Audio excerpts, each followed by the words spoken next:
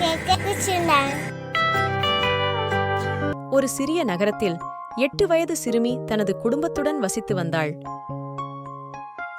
சிறுமிக்கு சைக்கிள் ஓட்ட கற்றுக்கொள்ள வேண்டும் என்று ஆசை. ஆனால் சைக்கிள் மீது ஏறும்போதே பயம். கீழே விழுந்து விடுவோமோ என்று கவலை. அப்பா அருகில் வந்து, சைக்கிள் ஓட்ட கற்றுக்கொள்றது ரொம்ப சுலபம், விழுவது இயல்புதான், விழுந்துதான் எழுந்து ஓட கற்றுக்கொள்ள வேண்டும் என்றார். அப்பா சைக்கிள் ஹேண்ட்லை பிடித்துக்கொண்டு மெதுவாக தள்ளிவிட்டார். சிறுமி பயந்தாலும் சைக்கிள் மீது உட்கார்ந்து கால் மிதித்தாள். கொஞ்சம் தள்ளாட்டம், ஆனால் விழவில்லை.